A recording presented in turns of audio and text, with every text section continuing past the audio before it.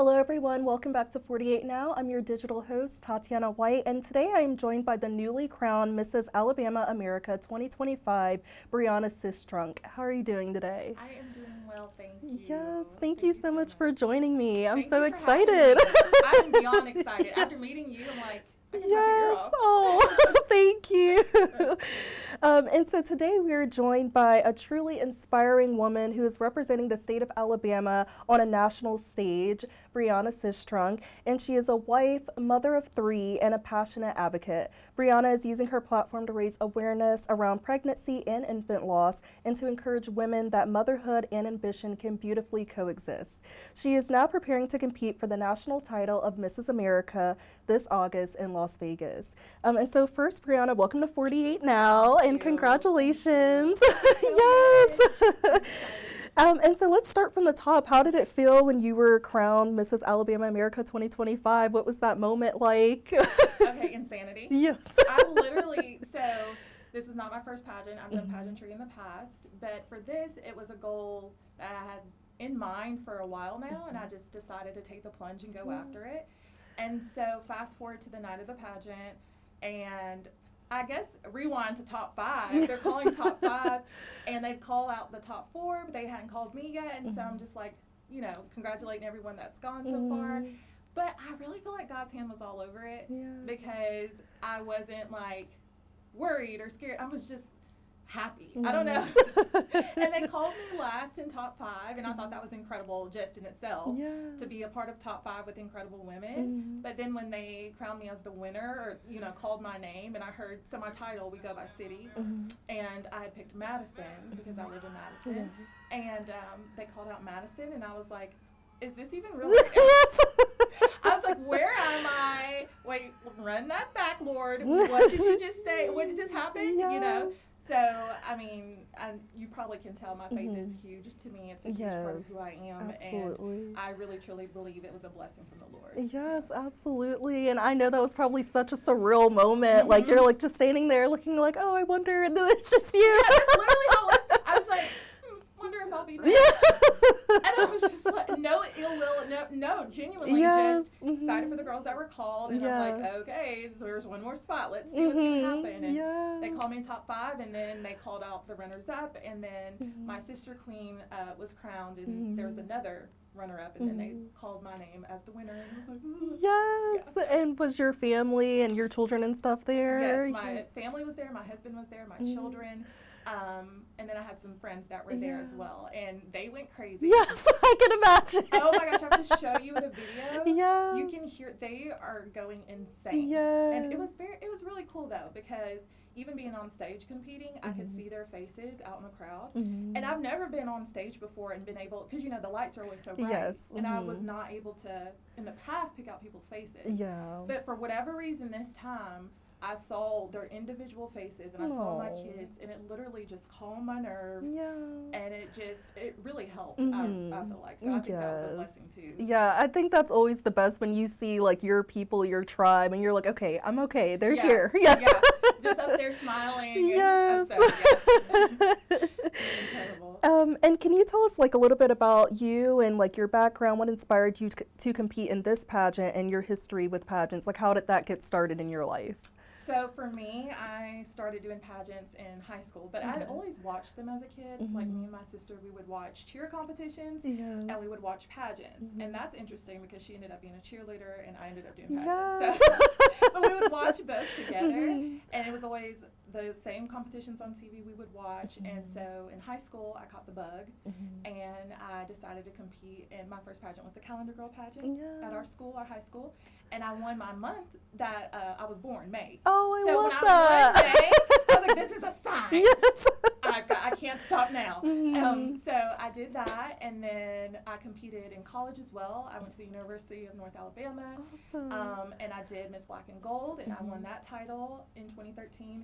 And then I did Miss Black and Gold. I won that title, and then after that, I competed in Alabama USA, and then I competed in Alabama United States in 2019, and I was blessed to be honored to win that title.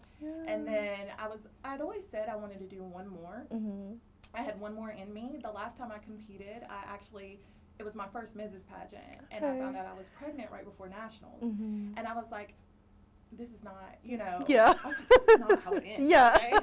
And I went to nationals, great experience, met lovely friends, lovely women that I'm still friends with to today, but I didn't accomplish the original goal, but that was okay, because I had my beautiful 5-year-old daughter, Milan, and she is just, my twin lights up my life. So that was a great, you know, experience, but not the experience I'd originally planned for.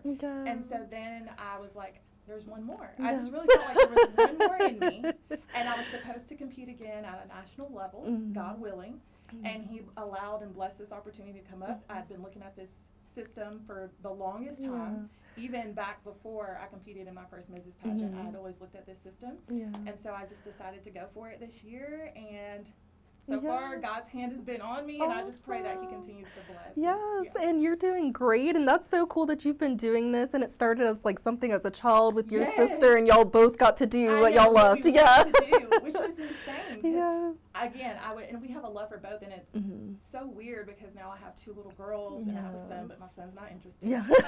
My 2 little girls, they cheer, they do gymnastics, and they want to do a pageant. So it's like the combination of our worlds combining, even in my children. It's so crazy to see. Yes, and getting to pass that torch to them. That's so sweet. And I love this because I didn't even realize there was a Mrs. Like I always heard of Miss America, but not Mrs. So I love that this is a whole concept. So that's why I looked at this system for the longest time, because I thought it was, they've been going for years upon years. I think that we have a program book with like the past queens. Yes. And I want to say it was like 1940s was one of the first queens in Alabama. So this pageant system, really historic, and that's what I liked about it. I liked that it was like all about women going to accomplish dreams and goals and aspirations as a married woman.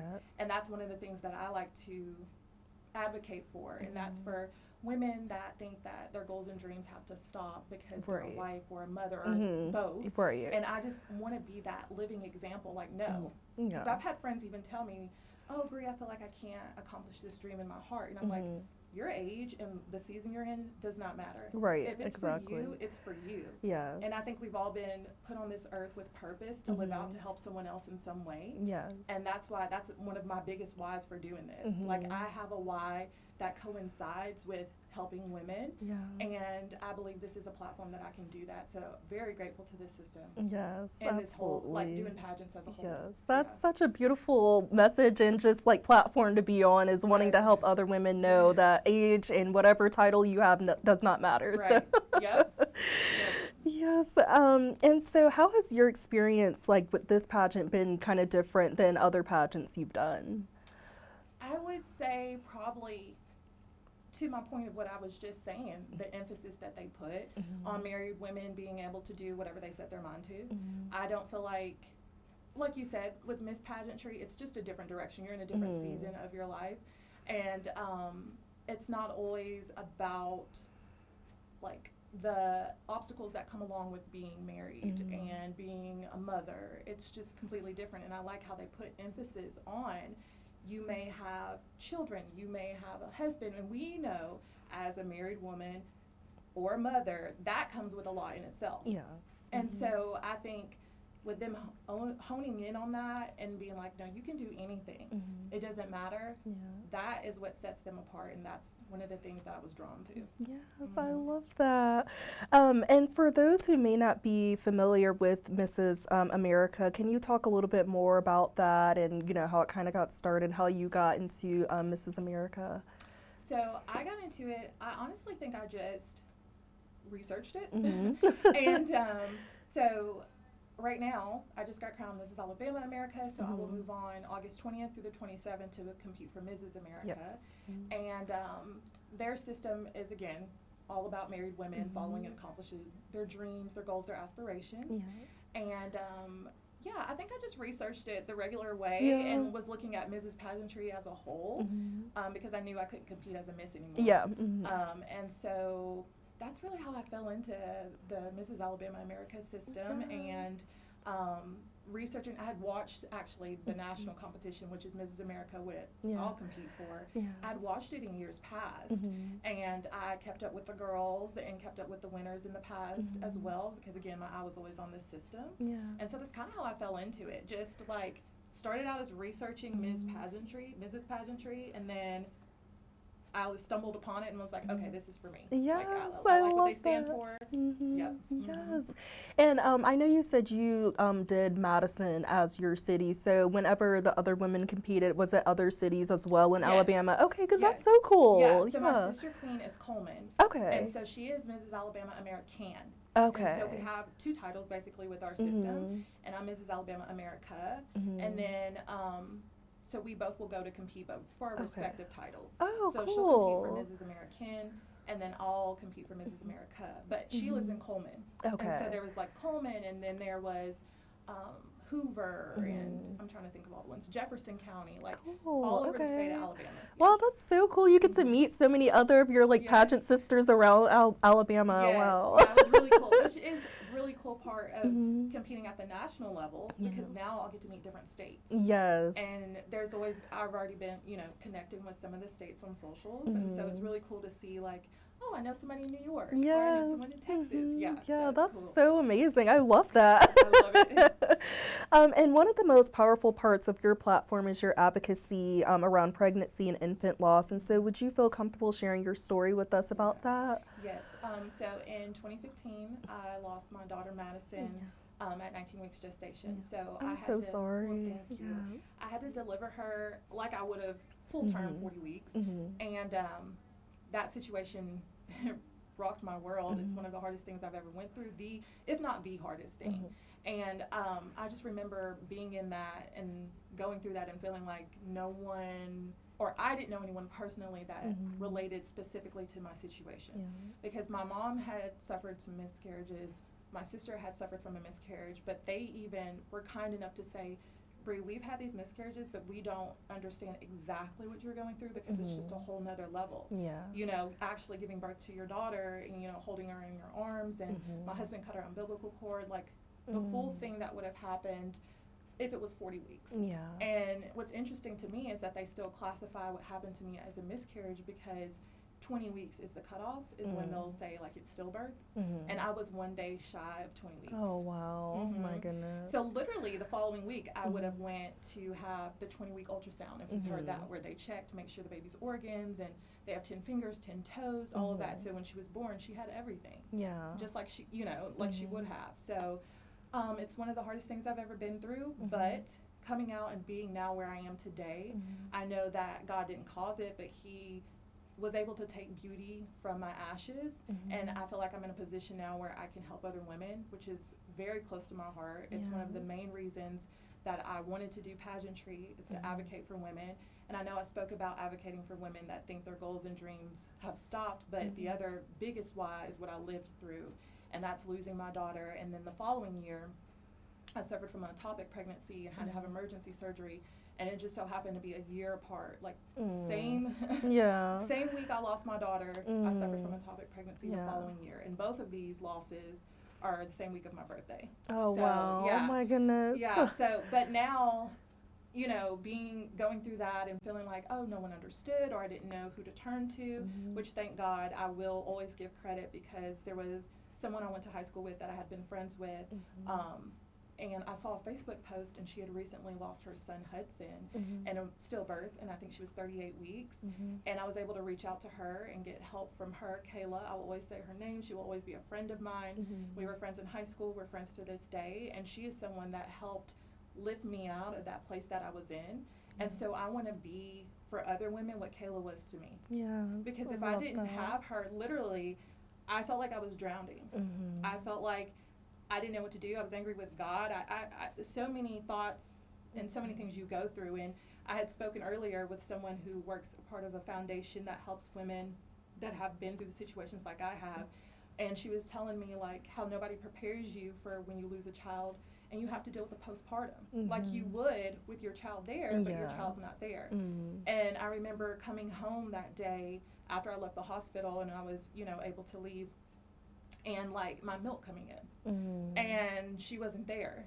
Yeah. So it really, it wrecked my world. Mm-hmm. And I'm like, if I can help someone in any way, and have a platform to advocate for women that have been through or are going through what I've been through, I'm all in. And I truly believe that God has blessed me to have a platform to advocate for those women that feel voiceless. Yes, that is so beautiful. And I love that you're able to help other women, because there's things that they probably did think that they were going through, like you said, about your milk coming in and like going through postpartum and not having the baby. And I feel like that's things that people don't talk about as much. So that's so great that you have that, and that you had Kayla and her being there for you. And I love that you said her name was Madison and you won being Madison, Alabama. Yes, So, yes. my husband, we talked about that. Yes. I was like, John, did you not realize that I was Madison? And then I Yes, yeah, so yeah. very cool, full circle. And then I love Yes. too, just very lighthearted. My children's names are London, Milan, and Rome. And then obviously we just got back from London, so that was so fun, so much fun. But Madison is a place we also live, and so she just fell right in line with her sisters and brothers. I love that so much. And so what helped you the most during your healing journey, and how do you kind of support other women through going through that similar pain? What type of advocacy work do you do with that? So right now I'm working with Star Legacy Foundation. They advocate and help for women that have lost premature, their children premature like I did, and stillbirth, pregnancy loss. I've also worked alongside March of Dimes. They also work with pregnancy loss, miscarriage, infant loss, preterm labor. So I've worked with them already, and I'm in the process of working with Star Legacy even more, which I love, and just advocating for those women, sharing my story, and also being like a source of, I guess, help for anyone that might need someone, because I've shared my story also on YouTube, and I've had women reach out, and I did not ever think, I told my friend Amy this morning, like, sharing my story helps heal me, and when I shared it on YouTube, I was like, yeah, I want to share to help those women that might not have a resource, and then in turn, it was healing me, because they would reach out to me. They would literally find my like personal Instagram or Facebook and message me. And that right there blew my mind. Yes. And they would say, like, thank you for sharing your story. And then tell me their story. Like, you trust me enough to tell me your personal story as well. I uphold that in just the highest form, because that is very special when someone opens up to you about something that personal. So right now, just working with these foundations and making sure that I can give women a voice, just like I did with YouTube, and just publicly speaking about it. And I was telling them earlier with Star Legacy, I was saying, back when I went through my situation, I did not feel like there was anybody publicly talking about it. I feel like it was almost taboo to talk about miscarriage, to talk about losing a child. And I feel like now more than ever, people are actually speaking up. I feel like now more than ever, I see celebrities, because back when it happened to me, I feel like no celebrities really told their story. And then years later, I saw where Chrissy Teigen had shared with her loss. And I was like, that is amazing, because most people don't, or they didn't used to. And so now I want to be a part of that voice that is loud and vocal about it, because I don't ever want another woman to feel like I did, where I felt like I was searching, for answers. And then to your question of what got me out of that, honestly, again, my faith is huge to me, so huge. And I literally had to depend upon God, because for the longest time I didn't know how to function almost. I was just immersed in grief, and grief, we know it ebbs and it flows, and it comes in waves, and one day you're okay, the next day you're not. But I literally heavily depended upon God. Once I got to that point, there was a point where I was angry, where I felt like I didn't want to talk to him. But I remember the day I pulled my Bible out, and I felt ready to hear from him, because I had almost like turned my back on him. And I remember opening my Bible, and it fell on the scripture, he lifted me out of the slimy mire and set my feet on solid ground. And that's my favorite scripture to this day, because literally he pulled me out of that. And then that situation has taught me, even now with different situations that are unrelated, like, I am your constant. I see you when no one else does. I'm always for you. I will comfort you. I will help you.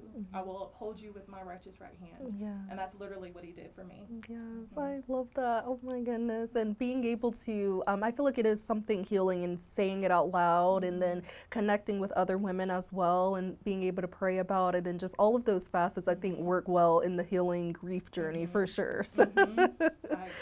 Yes. And so you talked a little bit about your YouTube series and your podcast. So can you talk a little bit about like what listeners can expect and what you talk about on those platforms? Yes, ma'am. So on YouTube, I have created, so I have a series that's dedicated just for pregnancy loss, infant loss, miscarriage, and that's a series on its own. But then I also have a podcast, and that is called Girl, Yes, and Amen. Yes, I love that.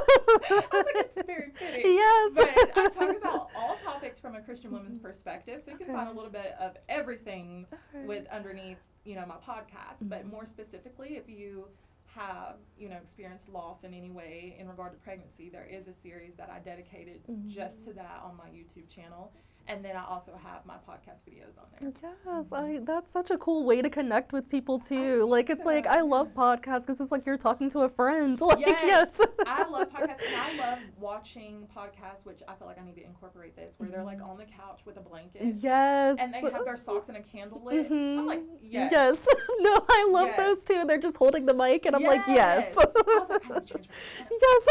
It's too formal. Yes. Like let me be in sweatpants and a t-shirt and just talk. Yes. I don't know if anybody will listen, but yeah, no, people will. Yes, you have a lot of good things to say. And so, why is this message so important to you about women knowing that they can still reach their goals, even if they're raising children, going through loss, or going through marriage? Like, why do you want to make sure that that is something that is a part of your platform? For me, because I remember being in places where it almost felt like I was stifled. Yeah. Like, okay, I'm a mom, I'm running around, I don't have time to pursue the dreams that I have, but I know that they're there. Yeah. Because I wouldn't feel this way if it wasn't something I wasn't supposed to pursue almost. But then I had to remind myself. I was like, wait, reel it back, Brianna. Yes. We were all born with purpose. Yes. I believe we were all put on this earth for a purpose. And usually that purpose is tied into helping someone else. Yes. That's usually the best way to know if that is your purpose. It's normally not going to just involve self. It's involving helping someone else. Yes. And I was like, I don't believe that God would put this desire in my heart or call me to this and it just not be something I'm not supposed to pursue because I'm married. Yes. Or because I have children. I was like, if he called me to it, he'll see me through it. Yes. It doesn't matter what else is going on. Yes. And so and then it was more, for me, it like made me laugh because I started realizing that a lot of people in the Bible, they didn't even start ministry till upper 30s, 40s. Yeah. Jesus wasn't in ministry until, 33? Yeah. And so I'm like, and I'm 34 years old. Yeah. So I'm like, I have not missed anything. Not at all. If anything, God has been preparing me every moment leading up to this very point. Yeah. And so I want to be adamant about letting any woman know, like, you are not behind. Yes. And you could be 7, 17, or 70. He'll use you if you're willing. Yeah. And I just feel like that purpose does not diminish just because you got married, which is a blessing, by the way. Yes, you had children, which we know are blessings, by the way. Yes. And I think it's really cool now that I can pursue my dreams and my children can come alongside me. Yes, and they get to see it. They get to see it. And then that in turn inspire them for whatever dreams they may have. Yes, and I love what you said about like all of that because I love this quote that says like something about you can't compare your chapter 2 to somebody else's chapter 20. And so it's like you get to know like you will get there one day. You're not behind, you're just on your own journey. And so I love it being on your own path. So I love that. And what would you say just to encourage women to go and pursue their dreams, and what would you want them to know that they can do? I would say, again, if God put a dream or a goal in your heart, go after it. Yes. Don't put a cap on yourself. I feel like society tells us that once we get married or once we have a child, like that's it. But who adheres to societal norms? No one. Yes. I mean, we're not going to let that be our standard. We're better than that. Yes, okay? yes. And I just think that if that goal, this is what I would tell women too, if that goal is in your heart, if that dream is there, pursue it. Yes. Go after it. Set many goals for yourself to work toward that bigger goal if need be. I know it can be very tiresome, or it can be like a lot. My children have full schedules as well, Yes. cheer and gymnastics, and they did Girl Scouts and dance. I'm tired, okay? Yes.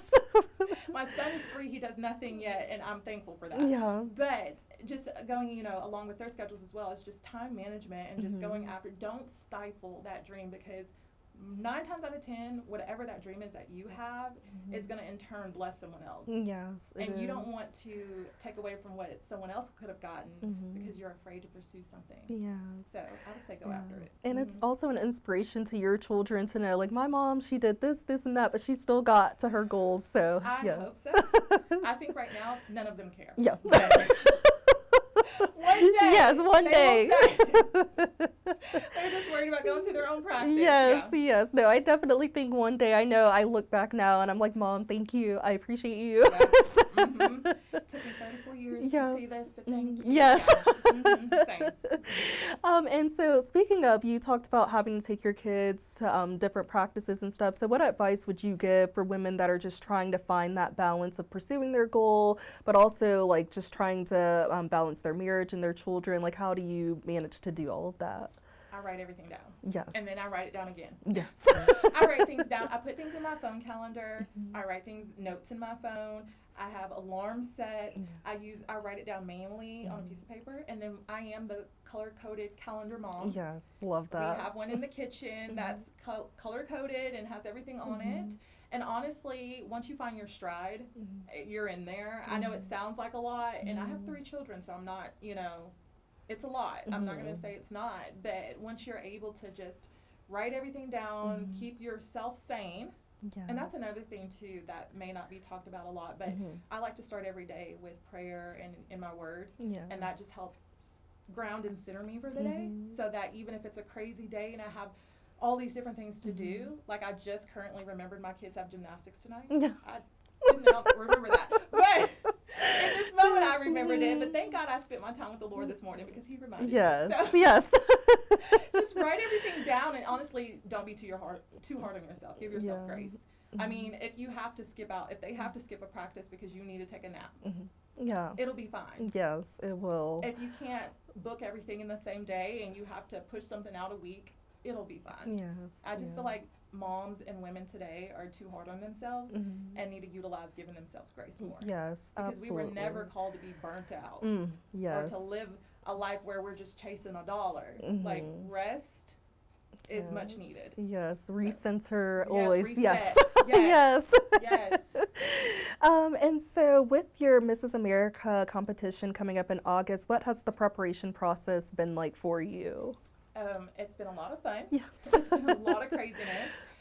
So at the national level, we'll compete, and it's the same as state basically. We'll compete in swimsuit, evening gown, we'll have interview, and then there's an onstage question. Okay. And so it's the same format, and so it's kind of similar how I prepared for state, how I'm preparing for nationals, working on our walk, working on interviews, speaking with people, which is really helpful when I do like a podcast or an interview, because then I can work on how I would be speaking with the judges. That's the biggest thing. And then, of course, your community involvement. So I've been trying to hit every area as much as I can. I know yesterday I was at home and I just put my headphones on and I was cleaning. It started out as cleaning. Yes. It evolved into walking practice. Yes. So just little moments like that, and just stealing away those moments of time that I have to focus and own in on perfecting, I guess, what I've already done at state for the national level. Yes, and I feel like that's great determination to even turn something small into cleaning to, I'm going to practice my walk now. Yes.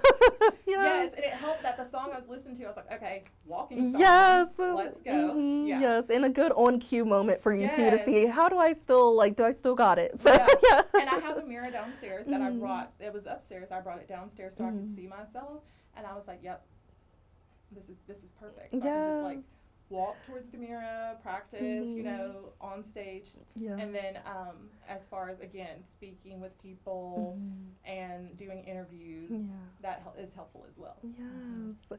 And how can the community help you and help support you in any way as you prepare to go represent Alabama? Well, any support is amazing to me.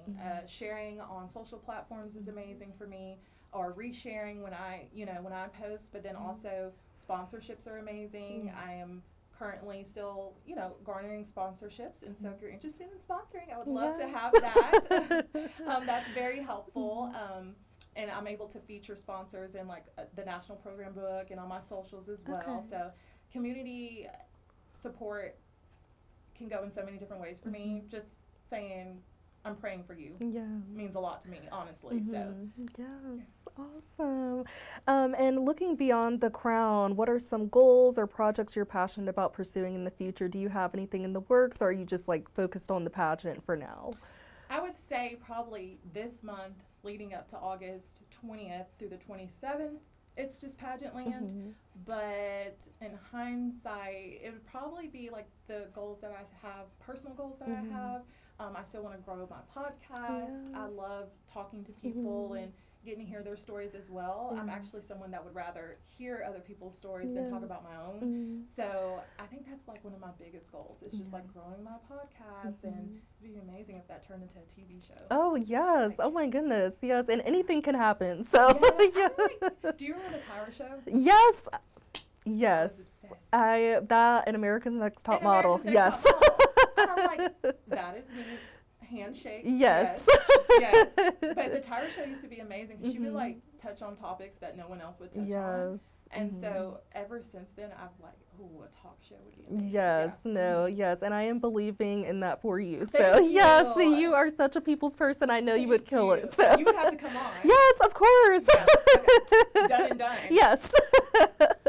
And where can people follow your journey and connect with you on socials? So you can follow me on Mrs. Alabama America on the socials on Instagram as well as Facebook. And then also Brianna Lynn is the majority of my social media, which is Brianna Sistrunk. It comes up either way. Brianna Lynn __ or just type in Brianna Sistrunk. Yes. You can follow along because I'm always posting. So yes, and you guys can share and all of that great stuff, everything that she has going on. So and is there anything else you'd like to share? Anything we haven't touched on that you want to share before we end? I don't think so. I've just had an amazing time talking to you. Yes, I have had an amazing time talking to you as well. So thank you so much, Brianna, for joining and sharing your story and being vulnerable and everything that you're doing for women in the community. So thank you. Thank you so much. And thank you all for tuning into 48 Now. We are definitely cheering on Brianna every step of the way as she represents Alabama at the Mrs. America pageant this August. And if you would like to follow her journey or support her platform, we will make sure to have all of that information linked on our website and our social media. And Brianna, we wish you the best of luck. Thank you. Yes. Thank you so much. I hope you all have a great rest of your day.